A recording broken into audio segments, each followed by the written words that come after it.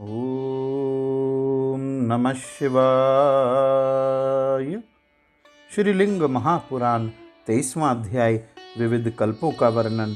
सूत बोले, ब्रह्मा के वचन को सुनकर ब्रह्म रूपधारी शिवजी ने ब्रह्मा के प्रबोधन के लिए मुस्कुराते हुए कहा, जब श्वेत कल्प चालू था तभी मैं हुआ।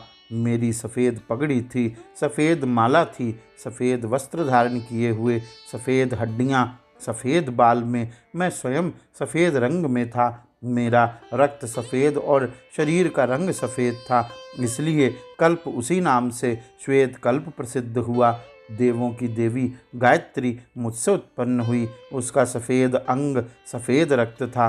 यह ब्रह्म शक्ति नाम से जानी गई। इसलिए हे देवेश, तुमने मुझको गुप्त देवता समझा। मैंने अपने तपोबल से सधोजात का रूप धारण किया। सधोजात यह नाम गुह्य ब्रह्म का है। द्विजाति लोग जो मेरी गुह्य प्रकृति को जानते हैं वे मेरे समीप मुझको प्राप्त करेंगे, जहाँ से फिर इस संसार में आना दुर्लभ होगा। अब अगला कल्प लोहित नामक आया। वह नाम मेरे लोहित रंग के कारण पड़ा। तब गायत्री गौ अर्थात गाय के रूप में प्रसिद्ध हुई। उसके मांस, हड्डी आदि सब लोहित रंग के थे। लोहित अर्थात लाल रंग का रक्त, दूध, लाल नेत्र, लाल स्तन थे। वह ब्रह्माणी नाम से प्रसिद्ध हुई। उसके रंग में परिवर्तन होने के कारण देव का रंग लाल होने से यम हुए। तब मैं वामदेव नाम से प्रसिद्ध हुआ। हे महासत्व, तब उस समय में भी मैं जो भिन्न रंग में था, तुमने अपने योग बल से दूसरे रंग में स्थित होते हुए भी मुझको पहचान लिया। तब पृथ्वी पर मैं वामदेव नाम से प्रसिद्ध हुआ। जो द्विजाति लोग मेरे वामदेव रूप को जानेंगे वे रुद्रलोक को जाएंगे, जहाँ से फिर वापस आना दुर्लभ है। जब युग बदलने के क्रम में मैं पीले रंग का हो गया तो उस युग का पीत युग हो गया। मेरे द्वारा रखे गए नाम से वह पीत कल्प कहलाया। मुझसे उत्पन्न देवी गायत्री का नाम ब्रह्माणी था। उसका शरीर पीला, रक्त पीला और रंग पीला था। हे महासत्व, उस समय में भी योग में तत्पर मन वालों द्वारा योग युक्त चित्त से मुझको पहचान लिया था। वहाँ फिर तुमने मुझको तत्पुरुष रूप में जान लिया। इसलिए हे स्वर्ण अंड से उत्पन्न ब्रह्मा, जो आस्था से युक्त विमल मन और ब्रह्म से संपर्क रखते हैं, वे मुझको रुद्र और वेद माता रुद्राणी को गायत्री के रूप में जानते हैं। वे रुद्रलोक को जाएंगे, जहाँ से फिर लौटना दुर्लभ है। जब मैं भयानक और काले रंग में हो गया तो मेरे द्वारा धारण किए गए रंग के कारण इस कल्प का नाम कृष्ण हो गया। तब मैं काल अर्थात मृत्यु देवता के समान हो गया। मैं काल हूँ, मैं लोकों का प्रकाशक हूँ। हे ब्रह्मा, तब तुमने घोर पराक्रमी मुझको घोर नाम से जाना।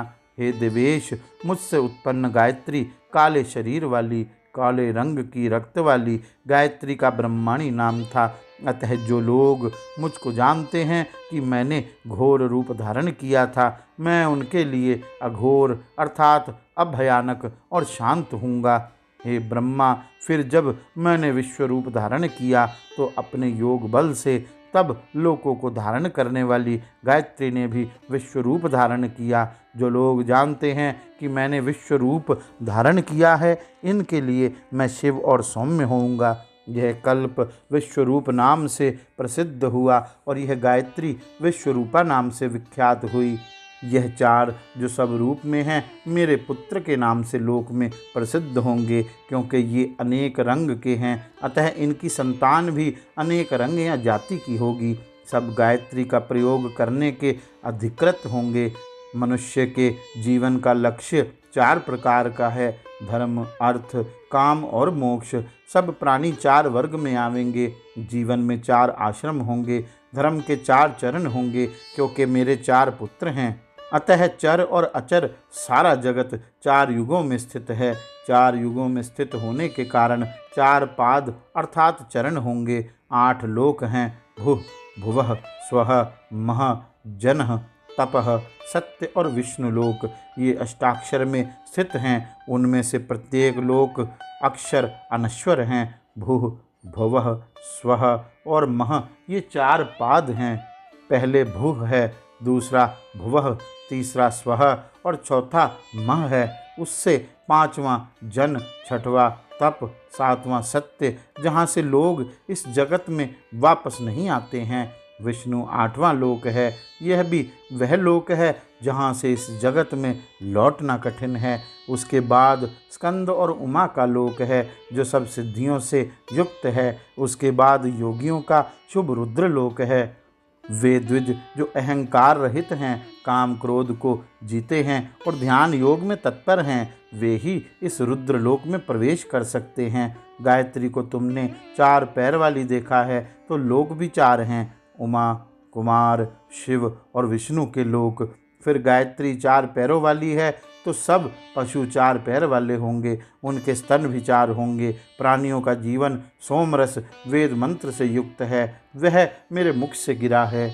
जिसको गाय के स्तनों ने पिया है, अतः वह सोमरस के नाम से प्रसिद्ध है, जो प्राणियों का जीवन है। इस कारण से भी पशु 4 पैरों वाले होते हैं और उनका दूध भी सफ़ेद होता है, क्योंकि महेश्वरी धार्मिक क्रिया में द्विपद अर्थात 2 पैरों वाली देखी गई। अतः लोकों की सृष्टि करने वाली गायत्री भी इसी स्वभाव की हो गई, अर्थात द्विपदा हो गई।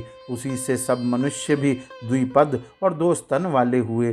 चूँकि अजा महेश्वरी सब रंगों वाली हुई, महाशक्तिशाली, सब प्राणियों का अष्टम रूप तुमने देखा, अतः संतानें भी अनेक प्रकार के रूपों में होंगी।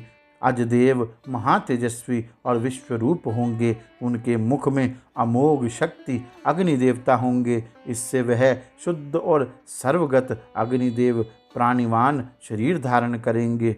अपनी तपस्या से शुद्ध मन वाले, जो मुझको सबके स्वामित्व जितेंद्रिय और सर्वव्यापक रूप में देखेंगे, वे तमोगुण और रजोगुण से युक्त होकर मनुष्य की देह का त्याग करने के बाद मेरे पास आएंगे, मुझको प्राप्त करेंगे, जहाँ से फिर पृथ्वी पर लौटना दुर्लभ होगा। हे ब्राह्मणों, रुद्र के द्वारा इस प्रकार कहे जाने पर ब्रह्मा ने रुद्र को प्रणाम किया और शुद्ध होकर कहा, हे प्रभु, तुम गायत्री की महता और महेश्वर की विद्वता से सुसज्जित हो। हे शिव, आप कृपया मुझको गायत्री और स्वयं अपने लोक में निवास दीजिए। तब भगवान ने उनको वर दिया, ऐसा ही हो जैसे कि रुद्र ने ब्रह्मा से कहा। तदनुसार वे जो कि विद्वान रुद्र को और गायत्री को विश्व में अष्टम कला को जानेंगे, वह ब्रह्म का सायुज्य प्राप्त करेंगे। गौरी शंकर भगवान की जय। ओम नमः शिवाय।